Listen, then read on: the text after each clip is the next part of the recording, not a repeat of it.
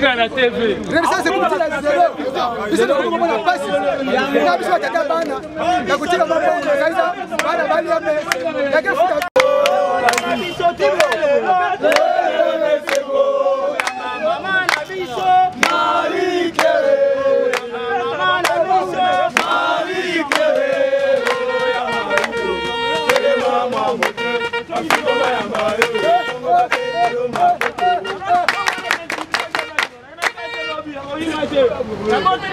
Ça biso awa toye pour tozwa solution na équipe na biso ya Renaissance. J'espère que aux sens il y aurait connaître ndenge équipe e bandi. Équipe e bandi ndenge zalaki na place komi. Lelo équipe na biso et comme équipe moko ya pamba, équipe eza mal dirigée. Ba joueur baza na condition ya bien té. Ba liboso na balle comme on a présence au benga na ba joueur. Na animateur. Na ba animateur. A benga na ba room, lelo benga ni 5 joueurs lelo.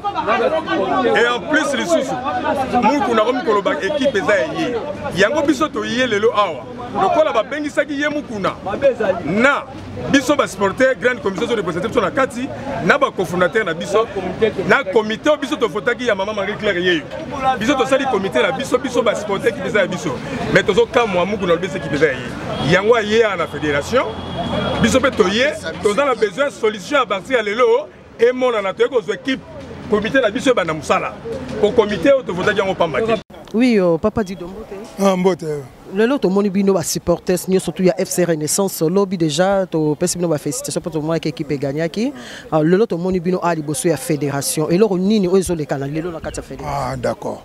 Bon en tout cas lobby d'abord on féliciter ba joueur na ndenge ba beta kipe to gagner to bandina na yemoko de ring. Tobandi na épée to kende na ba l'équipe nyonso ya minene o babanda ko gagner biso na ba injustice to ko gagner bango. Alors lelo soki to ye na fédération na bandi mama journaliste o yebi to kotisa mikanda ebele équipe yali ya biso ba supporters et yali ya Monsieur Mukuna te. Alors Monsieur Mukuna toza o féliciter na ndenge asimbaki équipe mais a komi na suka puisque aza o kokalisu te. Po ba joueur baza ko lela. Toza même na joueur moko ada okende ko travailler même na ko sala manutention na ba chantier. Alors biloko wana to lingité. Lokola biso comité to sito bimisaki na biso ba supporter to bimisaki comité na biso oyo eko kambama na maman Marie Claire Kengo yango to lobaki na fédération soki bokateli biso likambo yote en tout cas oyo to ko sala eko zala ngambo na bino yango Papa Kosa Omari a tindaki mukanda na ba nani nyonso tu tokutana awa po akata likambo. Yango biso telmi libanda toza kozela décision ya fédération na Linafoot po bango nyonso bali na kati na papa Zinga oyo alaki na biso ne Pefkin ye ayebi ndenge équipe bandaki yango toza kozela kaka awa. Toye désordre te toza kozela kaka décision là-bas. Mais tout le monde bande comme ça ba tombo ki ba mabanga ba komba ko panza parapluie mutuka ya mukuna siko tozo ebate loko amno boza parmi pe ba président sectionnaire est-ce qu'il y a pas moyen que bo pe qui s'appelle quand même bande ko bon na bandi esika batu bayali moi mon boulot ya la kaka ba misu ba la calme pona ko pekisa ba misu ba tomboka puisque au monde ba o nyoso ba tomboka na mingi bayali wana ba beta mana batu ya mukuna. Batu na ba soit disant ba maître mais ba maître on to mona bangwata ba kenda ba compétition te. Hein? Donc c'est pour ça que ba moni muto abeta ki bango bada ko tomboka. Mais en tout cas pour na mobulu ya te. Mobulu ya lite. Ah. Lusadi Sumbote hein? Moi moti maman je te to moni yo awa lelo oyena kati ya fédération.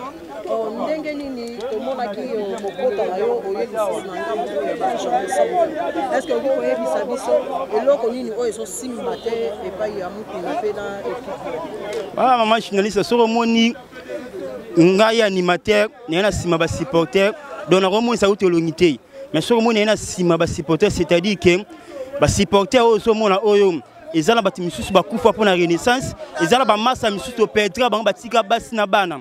Donc c'est-à-dire tant on moni ngana ye awa c'est-à-dire to moni que j'ai so équipe to tambola bien té pour la nini équipe oyoyo to lo baki to bani ko ba bien que jamais sans vous mais to moni elongo jamais sans vous et comme même moral même moral on a to boyi yango yon to ye awa wa poke ba pesa biso solution équipe na biso donc ne baza na kati wana aba ba bima il faut to rakenom ba pesi mikanda na maboko ya maman Marie-Claire Kengo pour ne surtout ne siko biso ne singa animateur bon na beti 7 ans équipe ngap na créer tous les nzembo ya renaissance mais ata vélo ya pas manazana yango te nzembo na ngamoko kutu bango ba komisa yango sonnerie d'attente ya orange pe ba lela yango mbongo mais ngamoko na sérieux tout pas te yango moni lelo to awa poto to solution équipe na biso donc ceux qui va solution monanité bango timta ko bima awa azate yango molo o to eli lelo o ya lo to eli yango arm le roi bango ba biki ba suspend de base container ba suspend ndeko na biso balola ça va ton 10 suspension mo ba pesi biso mais solution na biso za rare kenom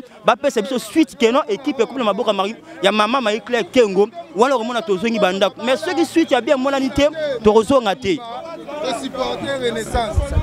Papa, ton moni au poussala mbote na yo. Mbote maman. Ton moni au tomboka liboso makasi liboso fédération problème ngo sani. Te problème na biso ezande pona équipe na biso. Équipe biso tozalaki na ba avantage nango parce que eza équipe ya biso. Biso to yeba que non renaissance ndenge za boya club o biso ba supporter to sala. Lelo komi équipe moko ya mukuna te. Maman, ngane na abo na mwana mukete na responsable na papa bana 5. Mais so moninga na déclaré to banda zala na avantage. Avantage et longwa. Imagine-toi naba animateur, naba section mukuna boma pour équiper comme yaye.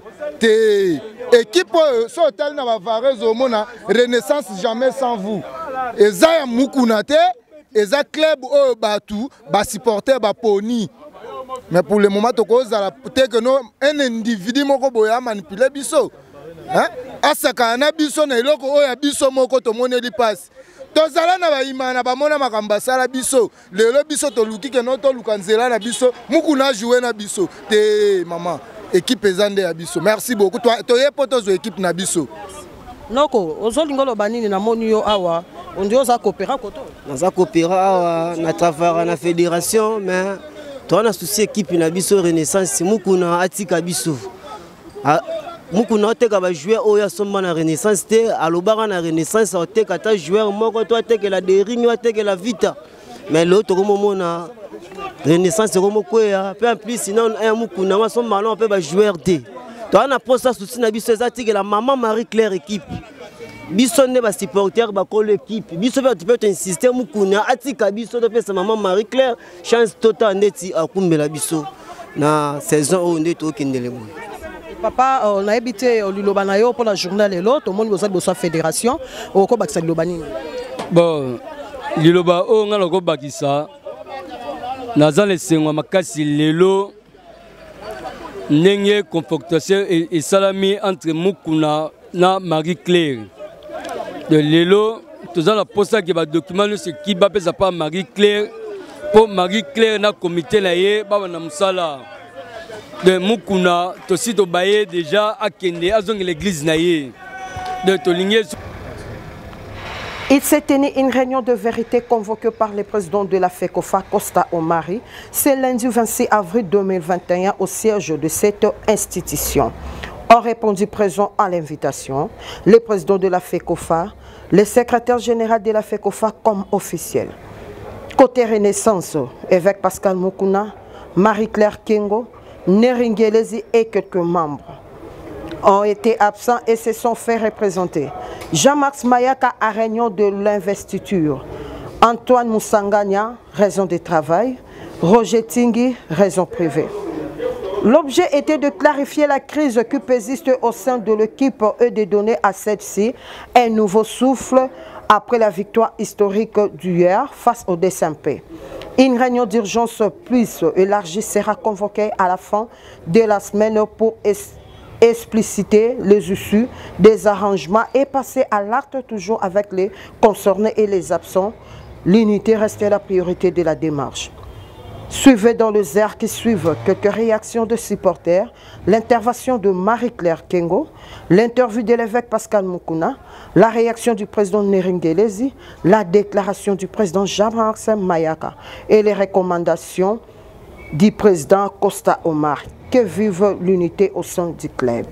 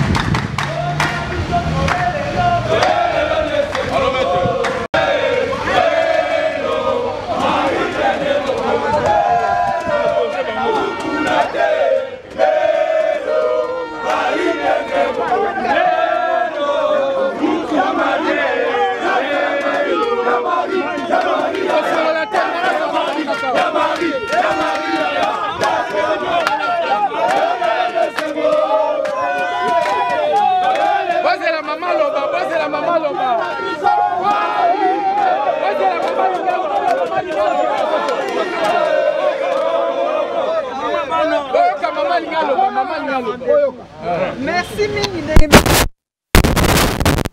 tout ça. Nauti réunion kuna. Qu'on discuter pas va trouver point d'entente. Ngai nazaki ka observateur parce que ngai naza candidate. Hein? Nde natiki bango va discuter pour naza na rendez-vous mususu. Voilà.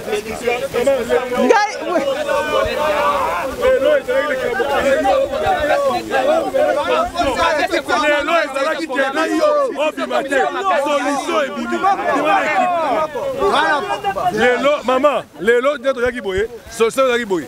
Yo ne kozawana, ba personne mikane équipe obi manango. Soki te obi maté. Zonga oye la biso mikane équipe. Mikane équipe. Condition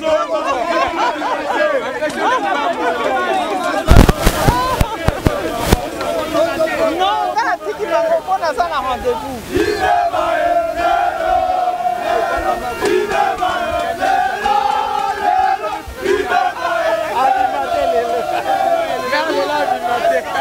Il s'est tenu une réunion de vérité convoquée par le président de la FECOFA, Constant Marie, ce lundi 26 avril 2021 au siège de cette institution.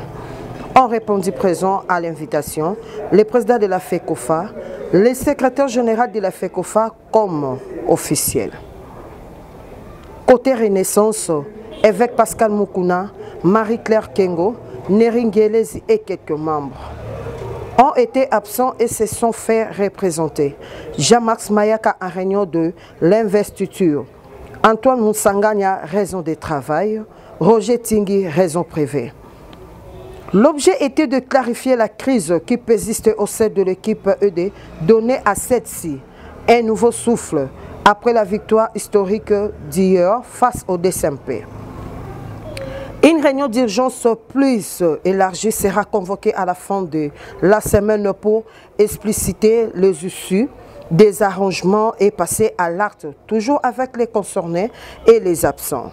L'unité reste la priorité de la démarche. Suivez dans les heures qui suivent quelques réactions de supporters, l'intervention de Marie-Claire Kengo, l'interview de l'évêque Pascal Mukuna, la réaction du président Neringelezi, la déclaration du président Max Mayaka et les recommandations du président Costa Omar, qui vivent l'unité au sein du club.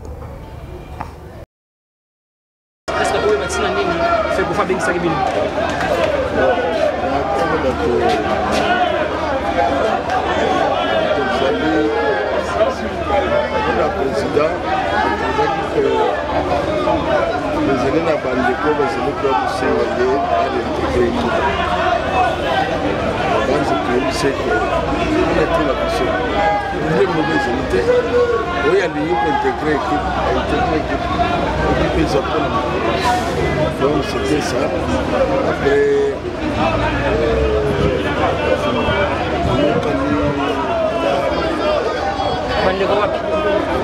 la base des amis.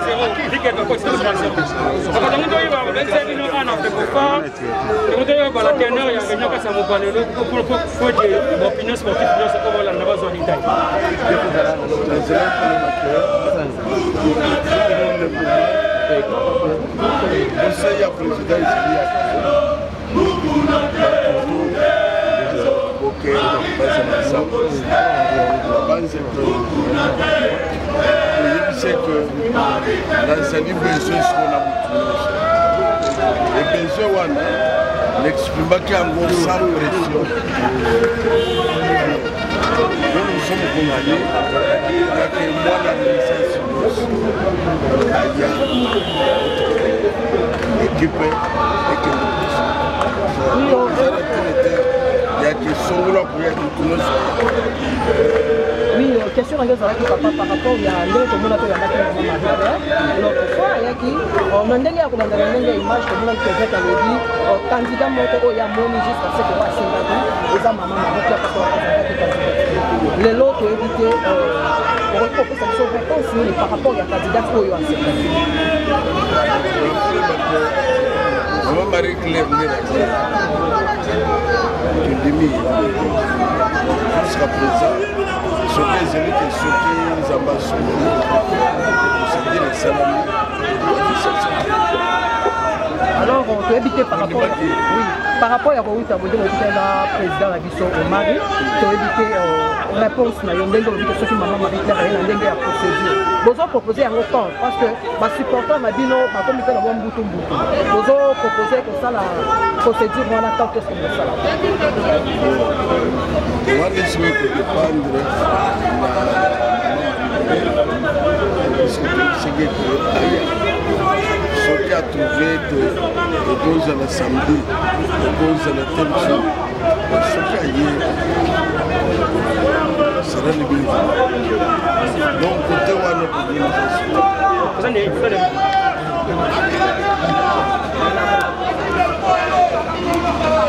question,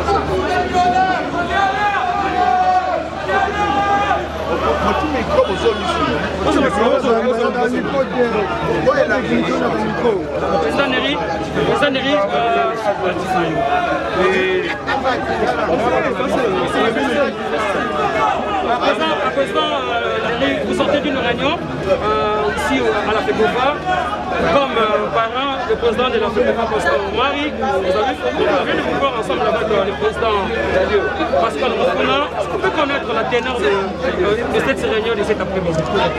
Merci beaucoup, monsieur Hakim. La teneur de cette réunion n'est pas un secret professionnel. C'est juste redorer les blasons de Renaissance. Nous voulons que notre équipe, notre bébé, que nous avons tous créé comme histoire à notre scène, nous voulons que cette équipe puisse aller de l'avant.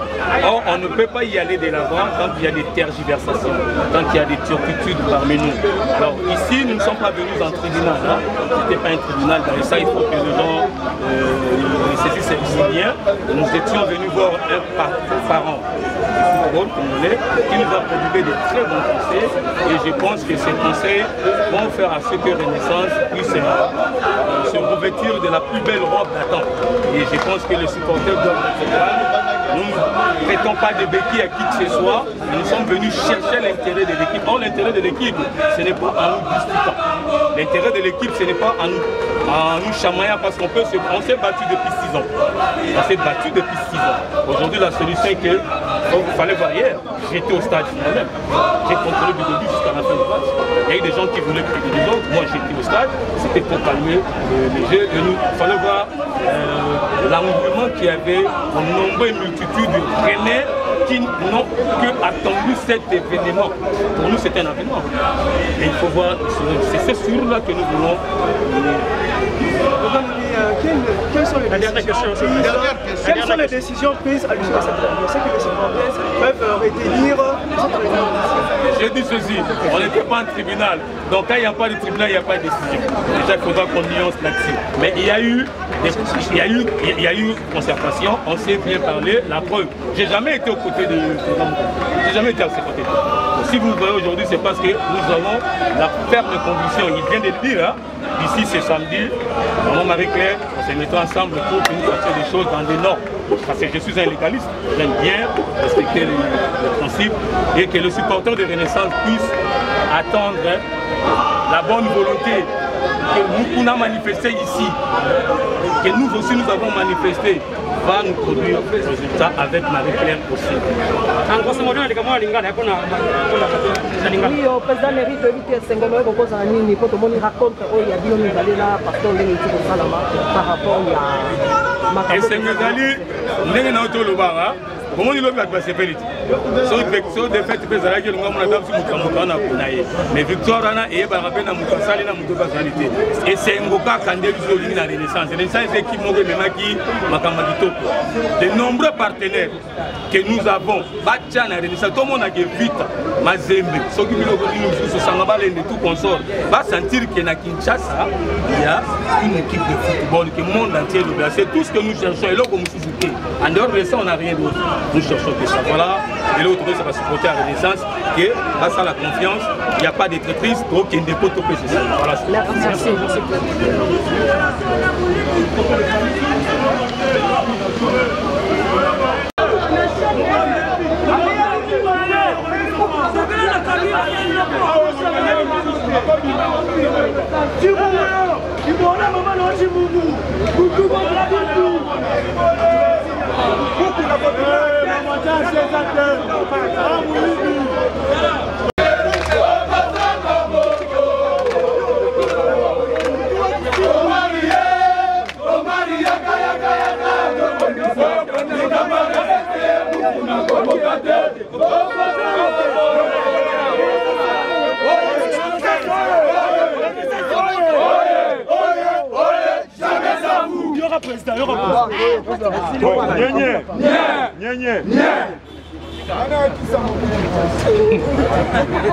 Toyokana Malam.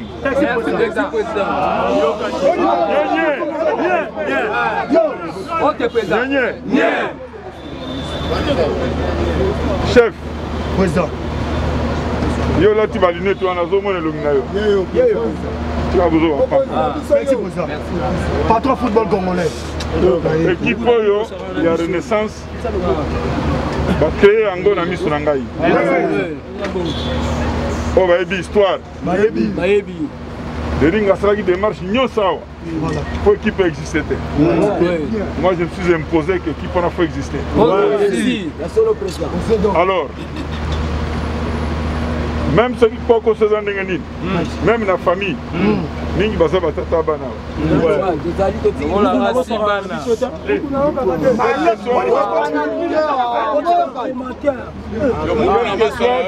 a quatre familles.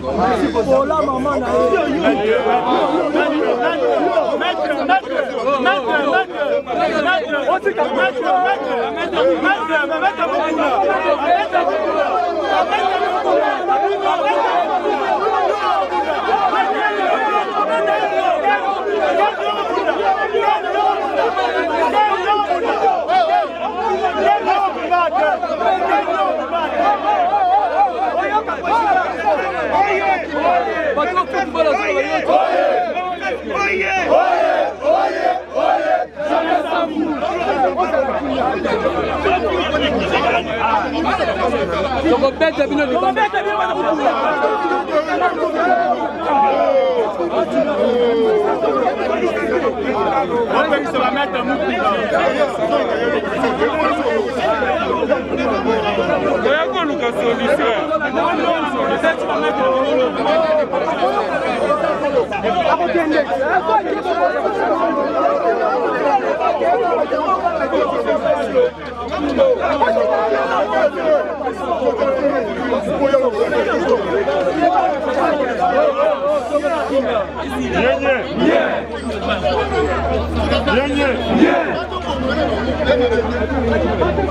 Est-ce que l'équipe est Kobunga?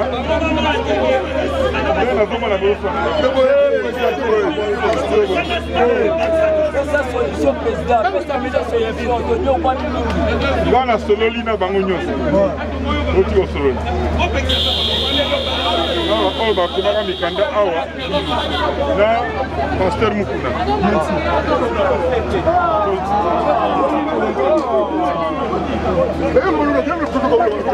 Bon chef, soki respect ate na kotika bino bobimane bolingo menga na kobenga polise eyokaka bato nyonso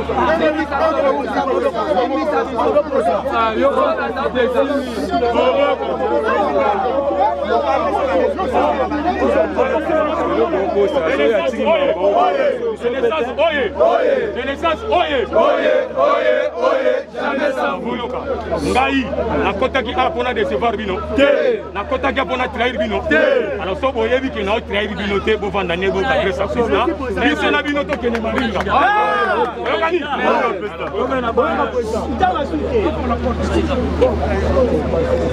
tosololi na bango nyonso oyoki parce que problème ezali ya badroit ya baoyo na bakingani tosala tosololi toyokani boye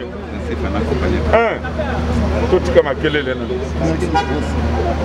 lobi équipe ebetaki eganye il faut qu'éviter qu'équipe ekita lisusu c'est-à-dire que mon boulot est continué ti ekomasi badefete lisusu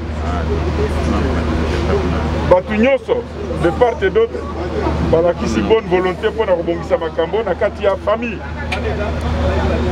toyokani boye bokende ndenge bozali awa eza teke wana tongomona ete bokende na famille bosolola boya koyebisa ngai ndenge boyokani parce que fekofa akokota te na kati équipe alobi yo na bengano l'équipe yo na bengano l'équipe wana eza baprerogative na biso te biso toza kosala conciliation neti yo na mwasi no boswani noko aye alobi yaka bosali nini mobali alobi mwasi alobi ayiboke moba bino loka ndoko olobi nga aza dispose na solola mwasi na ngai mwasi alobi loka ndoko yo olobi nga mpe na dispose na solo na mobali na ngai boke na chambre bosolola boya komona ngai toyokani donc na banza oyo nyonso azolobaki alingi renaissance fo alongola ya ndambo oyo eza na nzoto na ye asala nyonso mpo renaissance ezonga susu na niveau ekomaki te wana esengi volonté ya bato nyonso mais soki bokontinuaka kobunda oyo ya kobima lelo bino bokende équipe toyebi ndenge esala na kinshasa no jour ya match abengi capitaine abengi gardien zwama ndambo équipe epola bo bapetiana mpe lokwa balingi lar trop bakozwa lar équipe ebebi ça ne sert à rien lelo on a besoin ya renaissance ya moko bomoko epeza makasi bango nyonso basololi bazokende kosolola kutu balobi bakolia fufu ensemble comme ça balakisa ke mobulu esili basolola bien nsima bakosolola bakoya na fufu babi voilà toyokani boye boye boye deux pasteur alobi très bien mpona makambo ya football aza na opposition te mpo na mama azwaki aza na opposition te na bino bango ok lokola yo oza na opposition te bango balingi mama bokende bofinalize makambo wana c'est tout mais soki tokoma obomana lero oyo solution euta soki tongi tobomana solution euta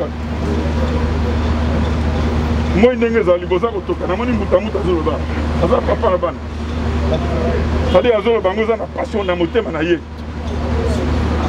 Alors, soki tokomi kotika boyokani te bakoloba a bakomi obomana na bango ekofa intervenaka te ya na bino calme bozonga basololi bien kutu masolo esili bazoseka de deux parties bazokende finalize makambo neti toyokani équipe otambola liboso toyokani parce que na nyonso tozosala eza po équipe otambola ezalaki te ke bon lelo soki renaissance apoli lobi apoli batala biso baomona pasa bino ezali mwana te yo na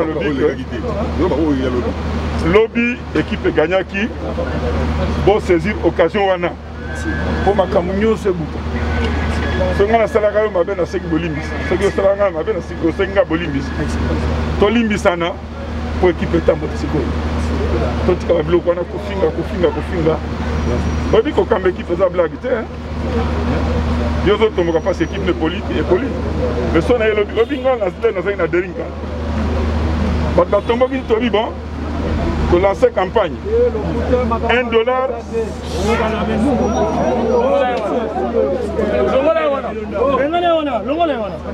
lancer campagne $1 pour un bus 4 mois après ça ne mène pas dans $1000 ça signifie quoi parce que nous sommes à mingi et là comme il y a autant de gens na poche tout à kimi yamana toka na bino bokende bosolo la to silisina bango comment tu vas vivre c'est comme on a bango no babi bazo fingana te ben nek to solo laki ba ko financer makambo ka wo sanga OK renaissance oye